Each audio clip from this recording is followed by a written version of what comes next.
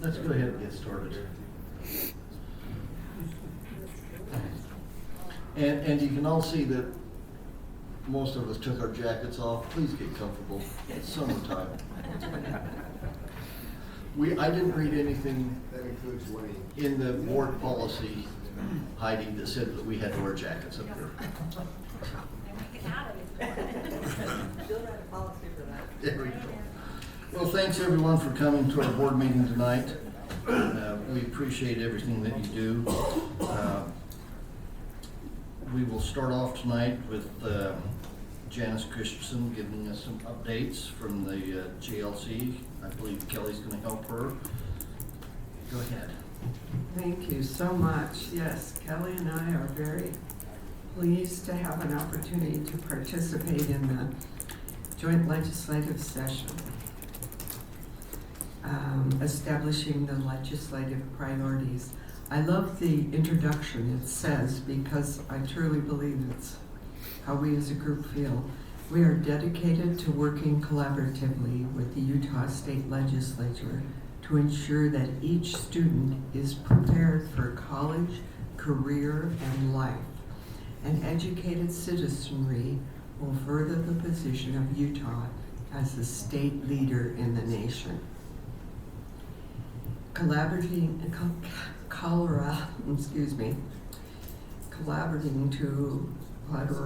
to ensure the best opportunities for all students.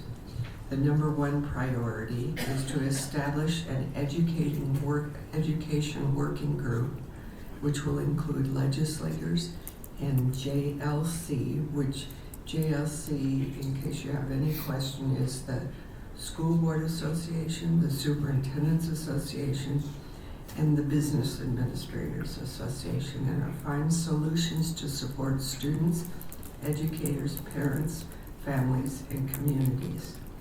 The second priority, so that first one is the Education Working Group. The second one is 2% above the guaranteed inflation and growth in the WPU to provide the support needed for all students, prioritizing special education students. And the next priority is to fulfill prior commitment to increase new funding for at-risk students to better provide resources to meet their needs.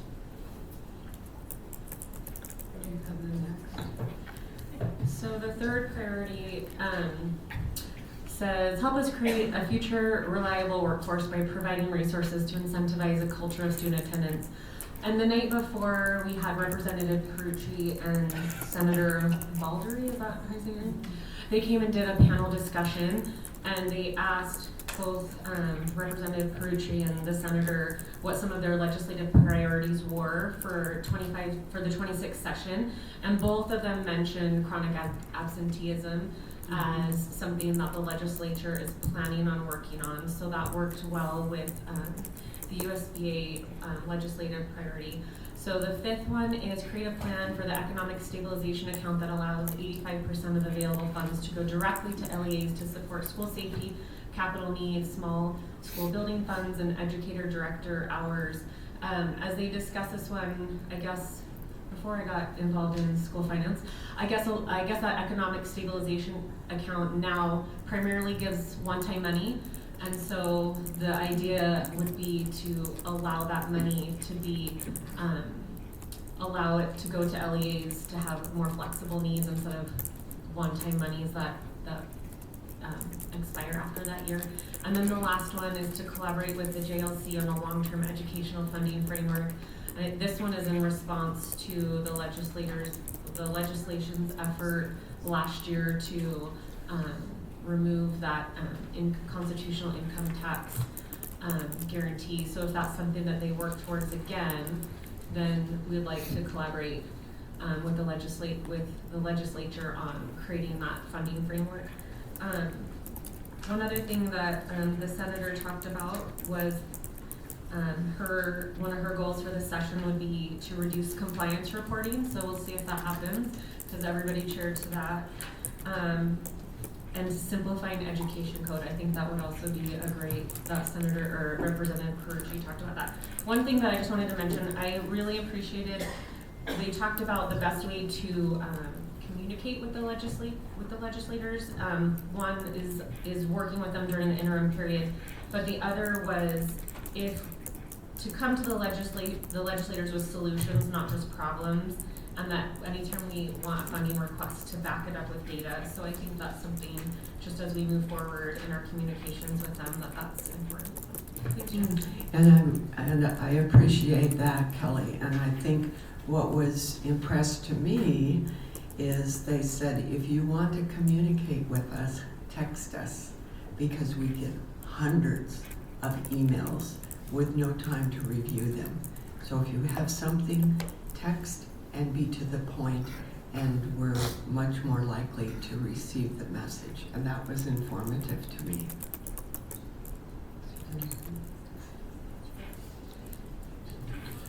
We appreciate your reports. Thank you too for doing that. Superintendent. Board, I know that you all attended our, yeah, I'll try to talk loud.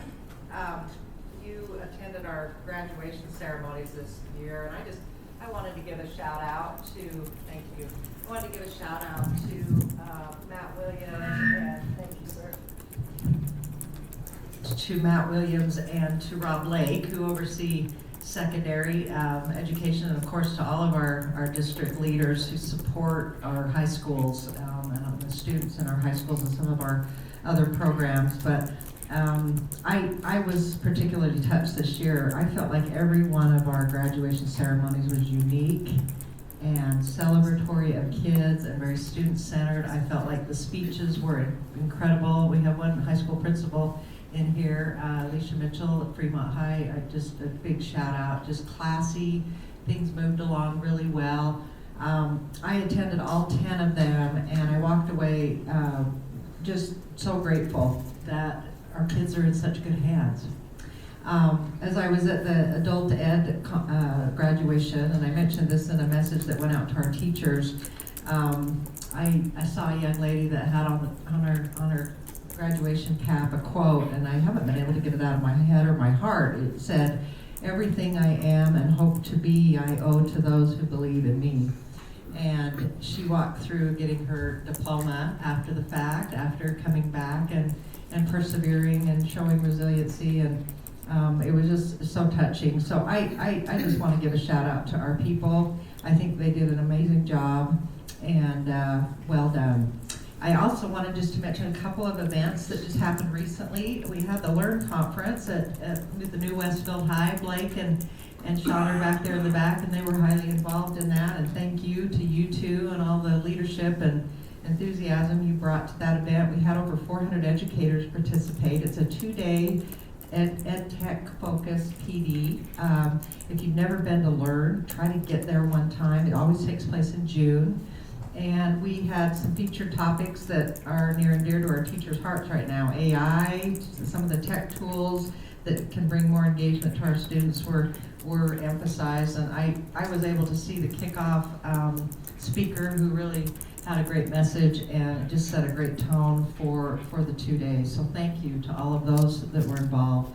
I also wanted to just emphasize, you remember, board, a few weeks ago we had the Goal Foundation attend one of our board meetings along with our Weaver School Foundation director, Emily, and of course Larry and his crew were involved.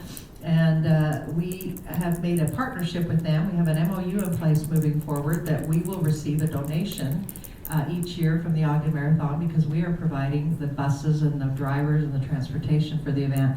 And they delivered, the Goal Foundation officers delivered a $27,000 donation to the Weaver School Foundation, and that will go towards our teen center completion project. So we were super excited about that. They presented that check to us down at the transportation building, and I think the transportation folks felt very, very honored and pleased with that. And then lastly, just yesterday at Roy High School, we had an event where we honored some of our schools that are coming on board and becoming Purple Star schools. As you know, that's the military affiliation where our schools are applying and putting initiatives in place to celebrate our military families and our students in our schools. So just for your information there on your agenda, you can see our current Purple Star schools and then the new ones that just came on board. And that was, those are Weber High, Fremont High, Westfield High, Mountain View Junior, Roy Junior, and Far West Elementary. And I also want to mention that we had a Military Connect social prior to this event, and one of our principals, Quincy Mogulich at Rocky Mountain, received what's called the Impact Award. She's been really dedicated to bringing this military support to Rocky Mountain, and so she was honored that night. And that's all I've got for you. Thank you. Hey Gina, just for next year, I would love to get the information about that Learn conference ahead Okay. of time. Yeah, or even absolutely. the military family ones. We would love to have you, and you need to experience that, Kelly, so we'll Yeah, put that on your calendar. Thank Thank you. you. Yep. Thank you, Superintendent. Department presentations, Dr. Beccarini, please.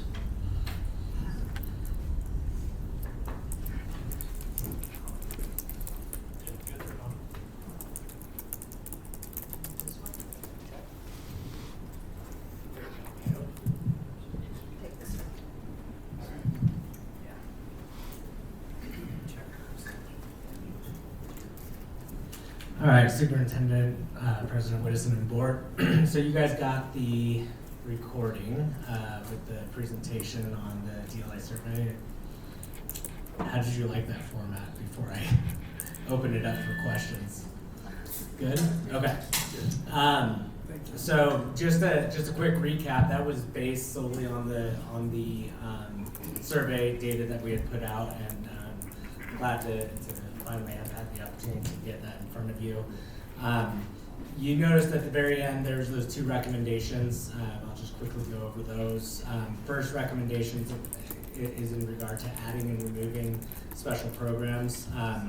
And I would say in collaboration with various district leadership and district level departments that we have an opportunity to develop protocols when we're adding special programs, and those special programs go beyond DLI, includes STEM, gifted and talented, BTSA, and we should give consideration to both pedagogical and educational access, the location of programs, fiscal costs including staffing, student and community engagement and enrollment, and lastly academic success.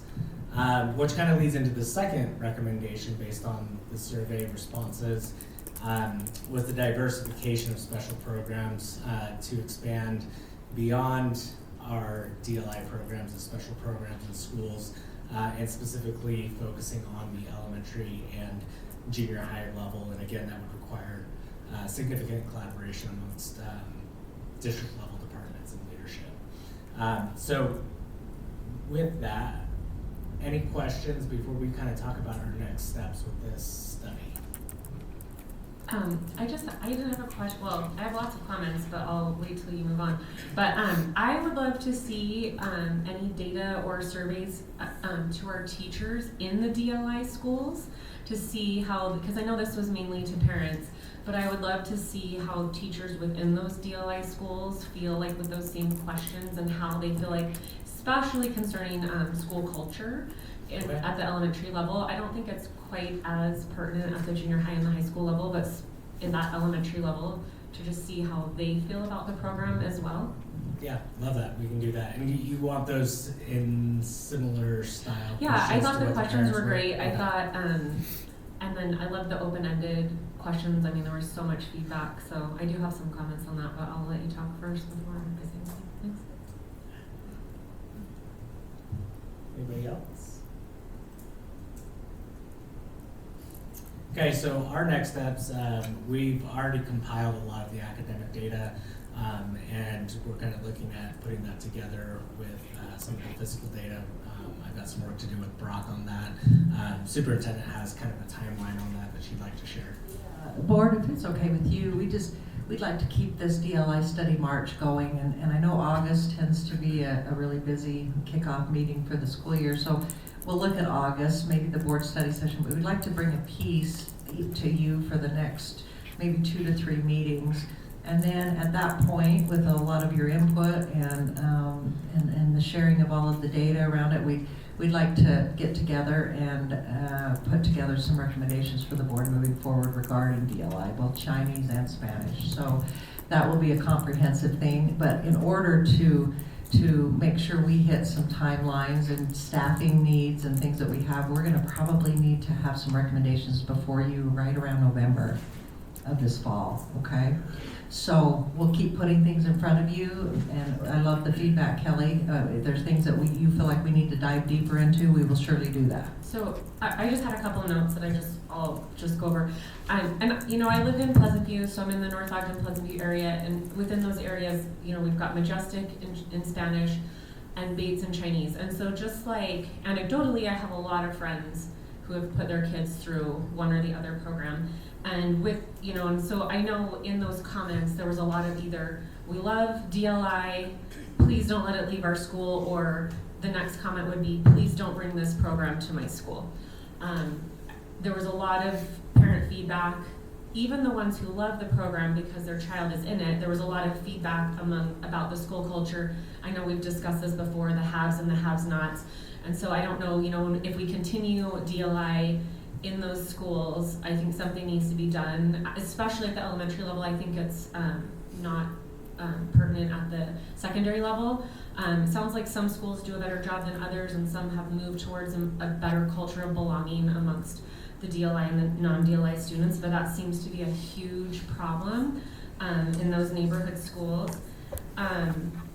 I know that there were most of the complaints amongst DLI parents were at the secondary level, and so my son who just graduated high school, when he was in kindergarten, so my boundary school is Lomanview.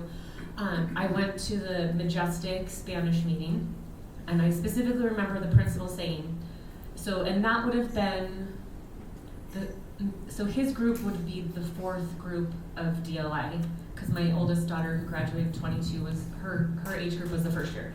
So his was the fourth group, and I remember the principal at Majestic, who I don't remember who it was, she said, at the secondary level, they'll probably take a geography class in Spanish. And so a lot of the parent feedback seemed to be, this wasn't what was presented to us when we started. And you know, there's, several, so I think, and we've seen the declining rates at the secondary level, so I think we need to take a good look at how we're implementing it in the junior high. Seem to be a lot of complaints about the same teacher all through junior high, that kids get bored with that teacher or whatnot. It was also interesting to me that there were a lot of parents in the non-DLI schools that had no idea that we have DLI programs throughout the district.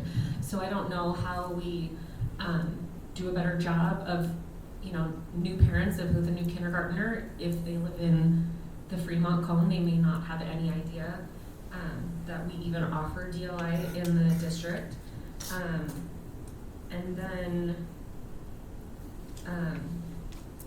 another one was, you know, if you move into that boundary school as a second or third grader and they're not allowed to start. So I don't know if there's some way we can start a plan for kids who aren't in the first grade to start. And then there seemed to be some parents upset that the code of conduct in DLI is not enforced. So those are just some things that stood out to me as I read through all those parent comments. But I think the biggest thing is you either love it or you hate it. And I think we need to address that so that the program works for everybody at that neighborhood school. Yeah, absolutely. That's good, Kelly, great feedback. We'll keep marching. Thank you. Okay, Appreciate it, Brian. perfect. Thank you, guys. Thank you. Lane Findley, please.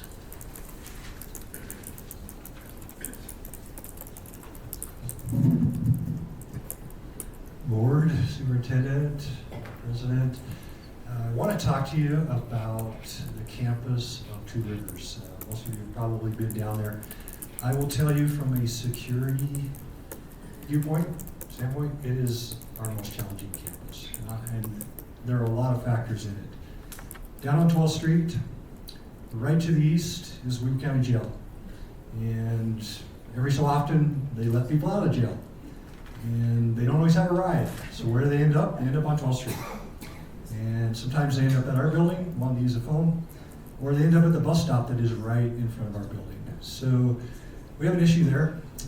There's also a fair number of homeless people who have taken up residency, if you want to say that, I guess. Kind of to the south by the river, a little bit to the east by the freeway. And they like to come over and wander onto our campus and into our high school when kids are there and try to use the restrooms. And so a lot of concerns just in the community where we're at. And then on top of that, we have 3 really, in some ways, challenging programs that we put in that building. We have adult ed in the front, and so you have that school. We have Two Rivers High School, which kids, for the most part, have chosen to be there for different reasons. And then we have Horizons Academy, and a lot of those kids are there because of issues in their neighborhood schools.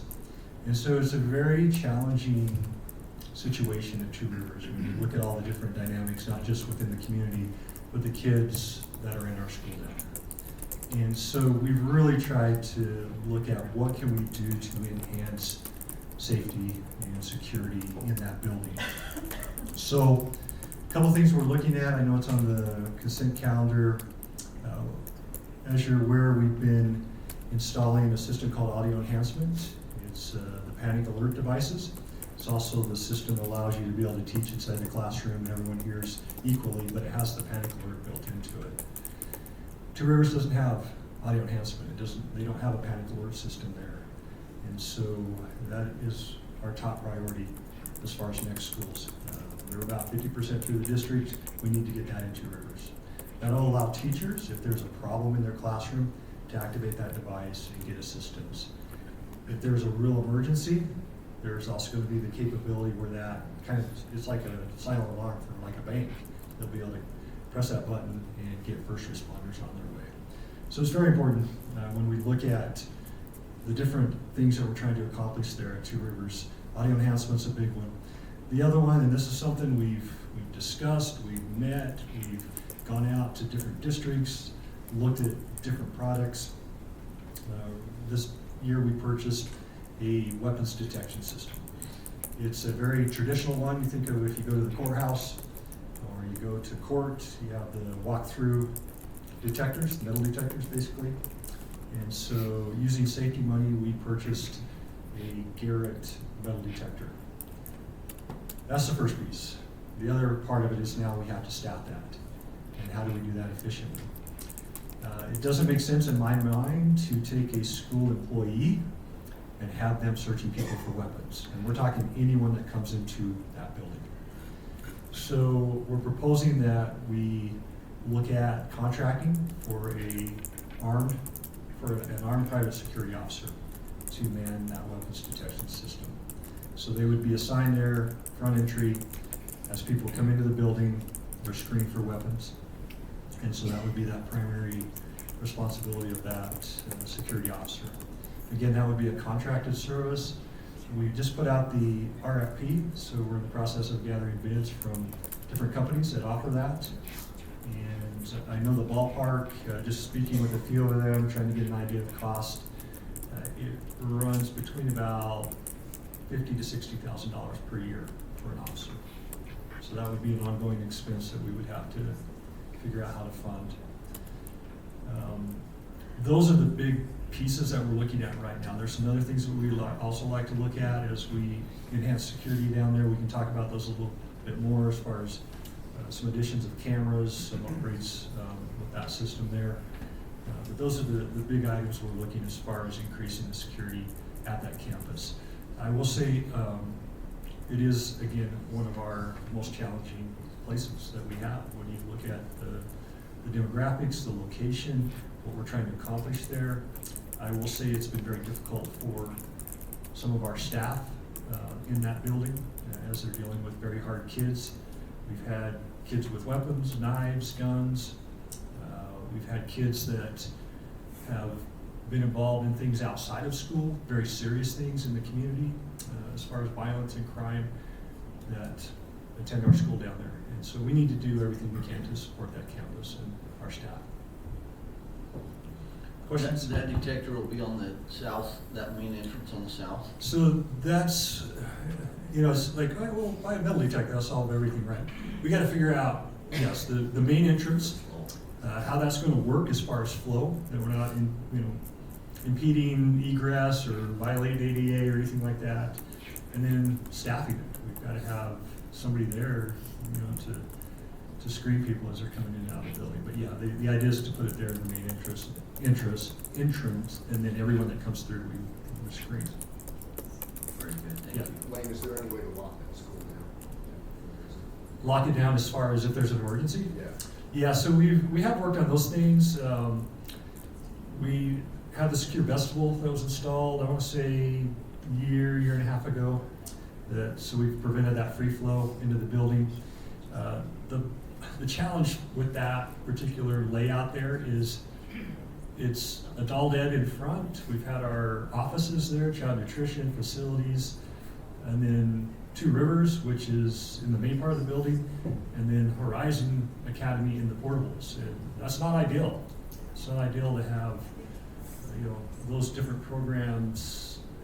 You know, we've got to do a better job with what we're doing down there. So yeah, there's a way to lock down that building. We've added cameras, secure entry at all of the entry points, the high school entry, adult ed, and then over on the other side where facilities offices are at.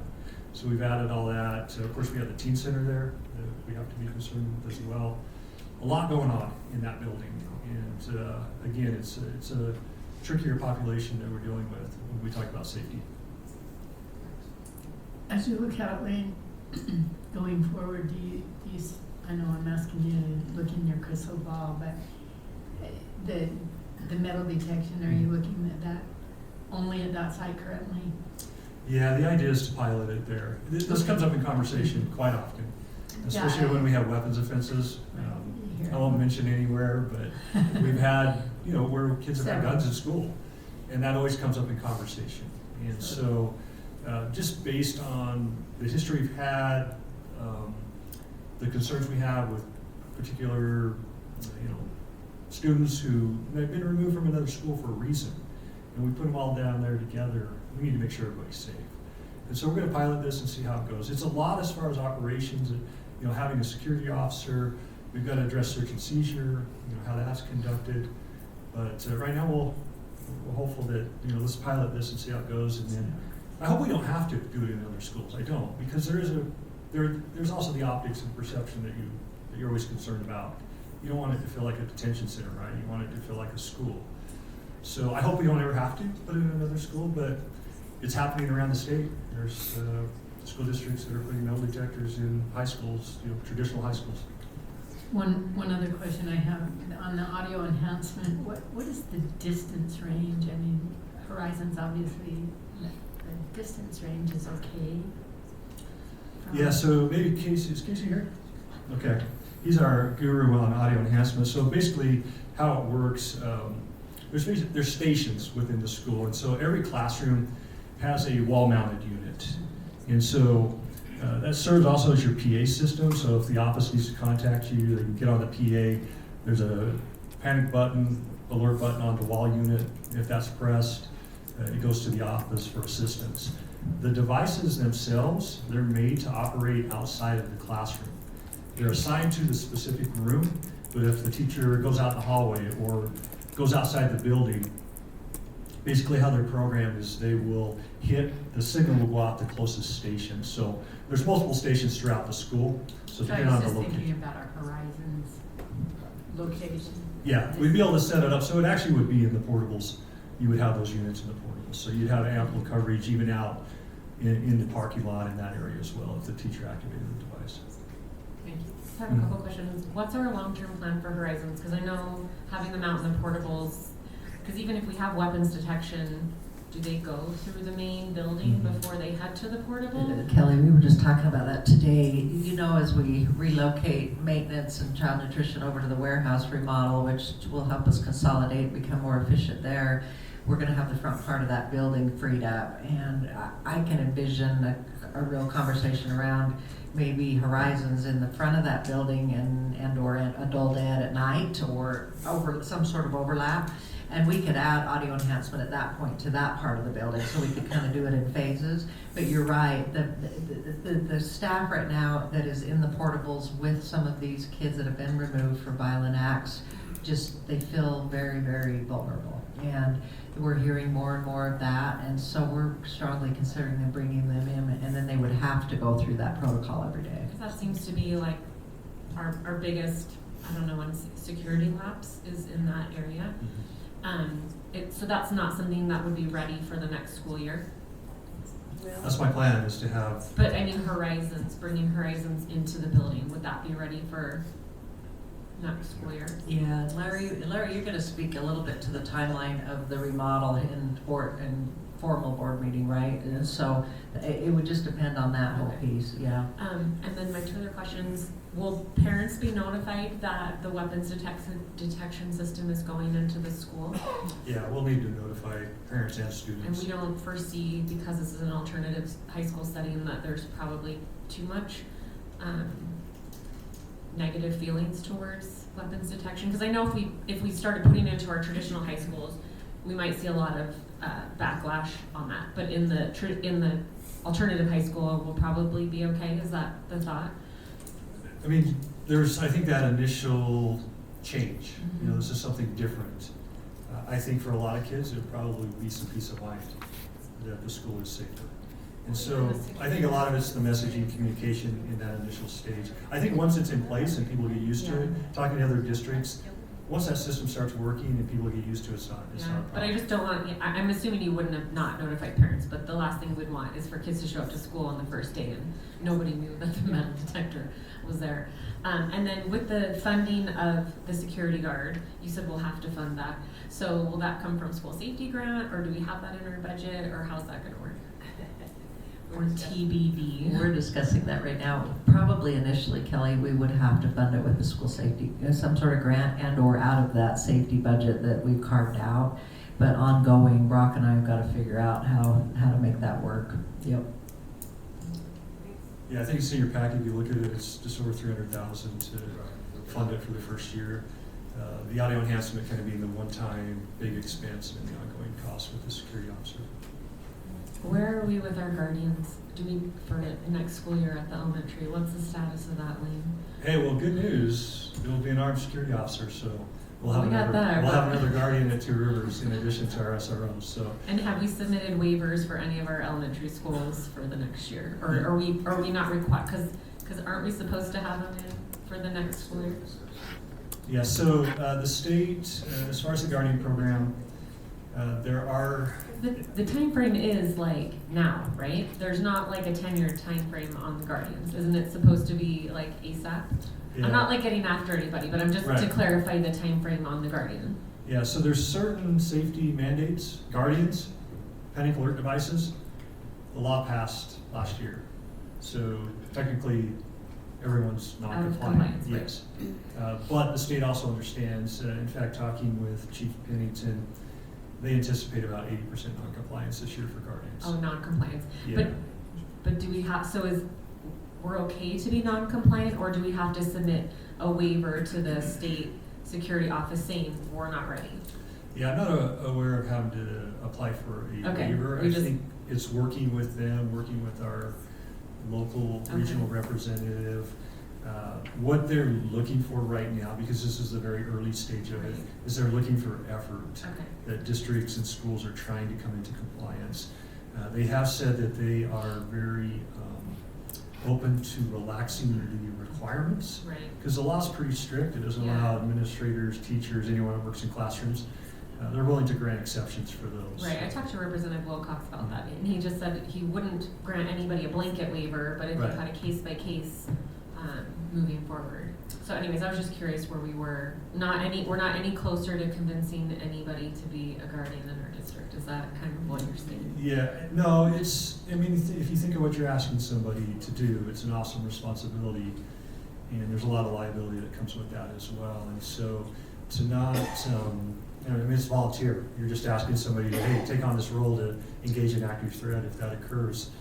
I think we're gonna have to get creative if we're gonna find enough guardians to cover every school. I think we may have to incentivize it somehow. The state does a grant for safety specialists. They give a $3,000 stipend. There's nothing for guardians, so maybe that's something that, if anyone's got any pull down there. But I know some districts have started to incentivize that and do a district stipend of some sort to kind of try to increase participation. Thank you. Yeah, but it is a challenge. We do have some people interested. The first training programs are coming up here in another week or so, and there'll be another one in July, so we're trying Are to, we ready to move forward with any of those people that are interested, or are we Mhm. just still kind of on a hold? So we may have like 3 guardians in the fall? Hopefully more. Hopefully more, Yeah, more. okay. yeah, we have, Handful? yeah, I mean, we haven't had a ton of interest, but there's Well, a probably. handful would be more than 80%. And would those school populations, so let's say we had a handful of elementary, people in our elementaries that are willing to be the guardian, do those will those school populations be informed that there's a guardian at their school? No, No. no. So, It's Okay. very much the identity of the guardian, their status is confidential. There's only just a couple. well, not people. even the identity, but will they know that they have one at the school? No, No. No. So we know, so if you have a school security guard, it's visible, they know it's there, but, so all of our schools will start in the fall and nobody will know. nobody will know. And that actually. But they also won't know That's that they're actually part not of it. there. Right, no, Yeah. I understand that, okay, I was just curious. Yeah, the reason they don't want people to know, I mean, because you want people to assume there's an armed person in every Okay. school. That's the purpose Okay. behind the guardian program. So, yeah, that will not be advertised. Parents will not know, communities will not know who the guardian is or if there is a guardian. So obviously they would if it was an armed Right. security officer or SRO. Perfect, thanks, Lane. Yeah. A lot of work to do on that front though, and I think we're gonna have to have some further conversations around that. Okay. Thank you, sir.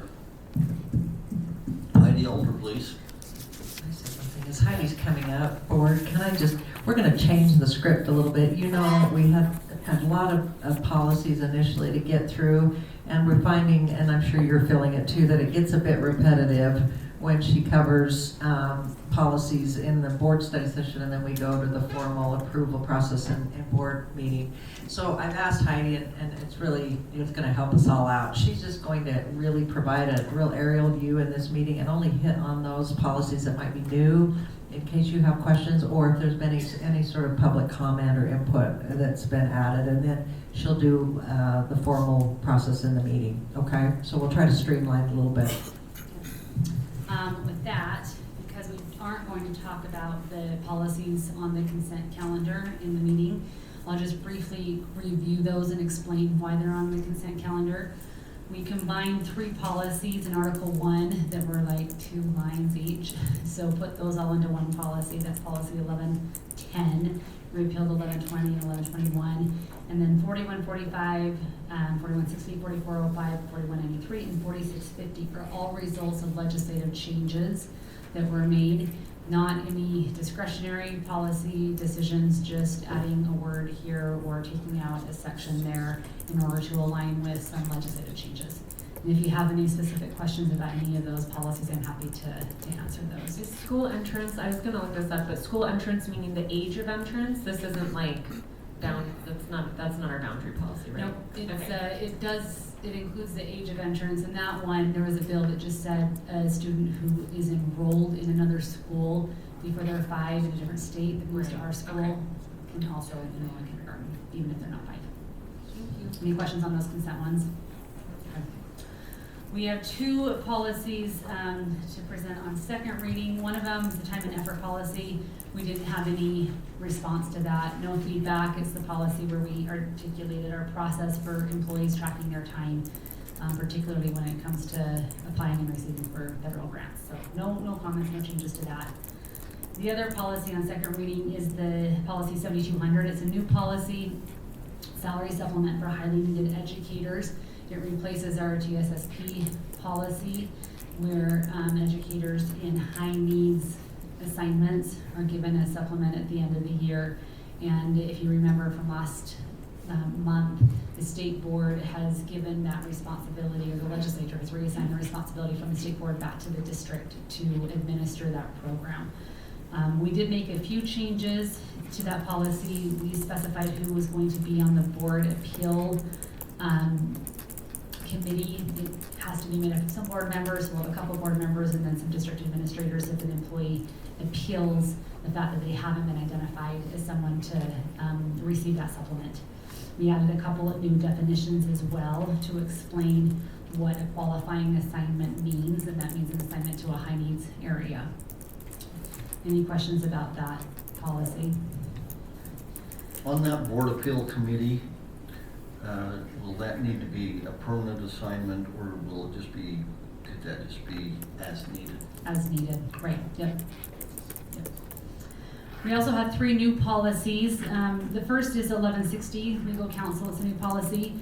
The district had a policy about retaining legal counsel when necessary through the RFP process, and that has not been the case for years and years now. We still do obviously retain legal counsel when we litigate or need to work with someone with greater expertise in an area, but it was important to have a policy that outlined the responsibilities, both ethical and professional responsibilities of legal counsel, and to outline compliance with those standards. And so this policy just lays out the responsibilities of the legal counsel, which is me for the district.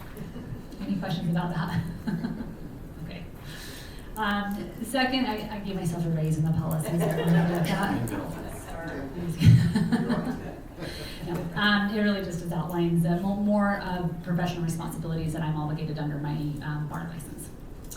Policy 4170 is our attendance policy, and we have had an attendance policy. We are revising this policy for a couple of reasons. We wanted to make sure we are in line with new legislation. There is added valid excuses. One of the valid excuses now that someone can be excused from school is if they're going to participate in a rodeo competition, so we needed to include that in our policy. We also had a discussion, and this is for the board's information. At one point in time, we had tied our attendance policy to citizenship grades, and that had been taken out a number of years ago, partly because of COVID or in light of the attendance issues and COVID, and it just didn't seem like it was right to give attendance grades with all the attendance issues at the time. There are administrators who want to see that put back in to the policy. And initially, when we drafted this with a number of stakeholders, we had a section for citizenship grades and a citizenship policy, but it became apparent that on the back end, the technical side of things, tracking attendance per class for the purpose of giving a citizenship grade in each class in the secondary was going to be very difficult, and we haven't quite figured out the technical resolution there.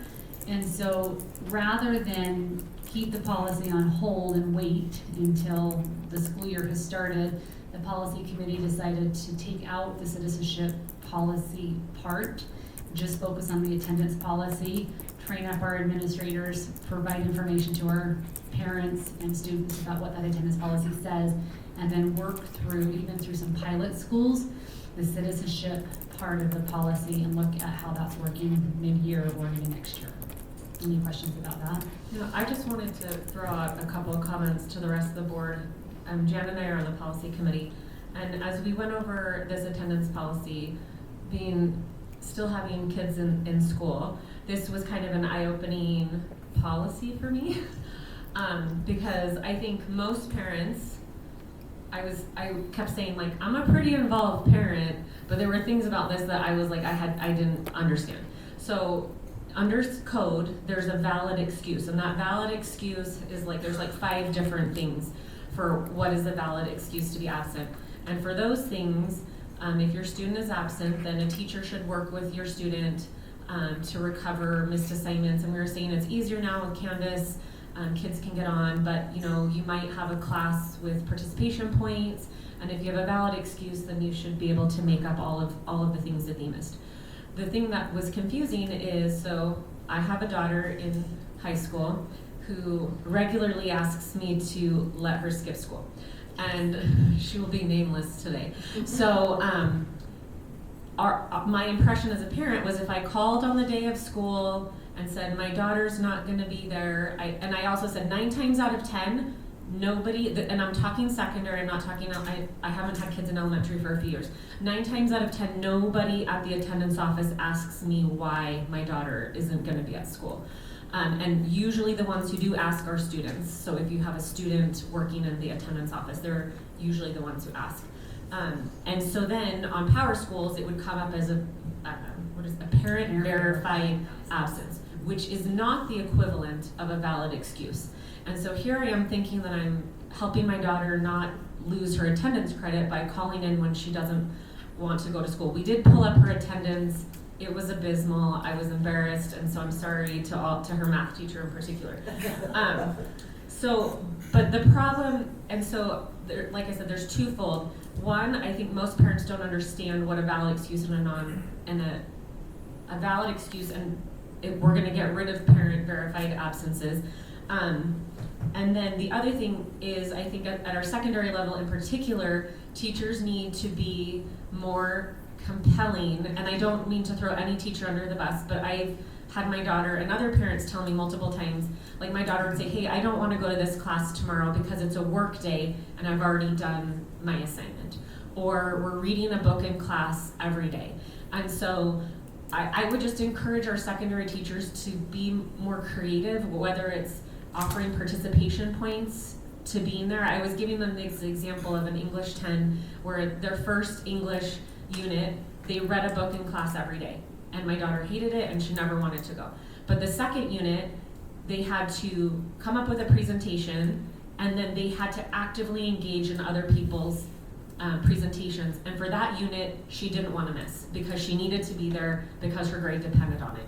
And we have times where teachers tell kids, we're not doing anything, you don't need to come. So there needs to be a little bit more also because we were discussing, we have twofold problems. We have a chronic absenteeism where we've got kids that are in dire straits with parent issues and they just don't go to school. Then we have our first world problems, which would be my daughter's problems of just not feeling compelled to be there. So I think I need to do a better job as a parent of, telling my daughter she needs to go to school, but also educating parents the reasons for a valid excuse and that we don't do parent verified absence, and also perhaps adding that to our school websites. I was telling them that there were some other school districts that on the front page of the website it says report an absence. You click on it, it gives you the policy and then how to do that. So that's just a thought moving forward, because if we want our kids in school, we need to make them feel like they actually need to be there. I don't know, do you have any thoughts, Jen? Sorry, I just talked a lot.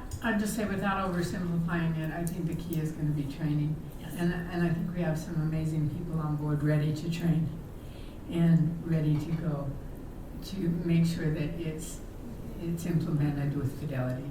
And I would trust our leaders to make sure that happens. Great. Any other questions or comments about that? Yeah, when you come back with a citizen piece, will that be an amendment to this policy? Or will that It may be an amendment to this policy. It may also be presented as a separate policy, depending on how extensive that is. The second new policy, it's an amended policy, policy 7700. It's our Family and Medical Leave Act policy. And this has been in the board policy manual for years and years. It reiterates and summarizes more simplistically than perhaps it should the FMLA laws. But because of some legislation passed 2 years ago that requires us to pay for parental leave, we thought it would be best to combine that with this policy, rename this policy to the medical and parental leave policy, and then outline all of the different leave bases when it's about medical issues, whether it's short-term disability, whether it's parental leave, whether it's postpartum leave, whether it's a leave under the Americans with Disabilities Act, family medical leave, and outline the processes for applying for each of those and explaining how those work with each other. So that's what this policy does. We are obligated to be providing parental leave to our employees beginning on July 1, paid parental leave to our employees beginning on July 1. And so even if this policy isn't fully adopted by then, we will be moving in that direction, and HR has been working on the back end to put into IFAS and my employee the codes that need to be added in order to track that. Any questions about that one? I don't know if that was short and sweet. Sorry, Josh, more here. I'll make it short and sweet. I'm sorry.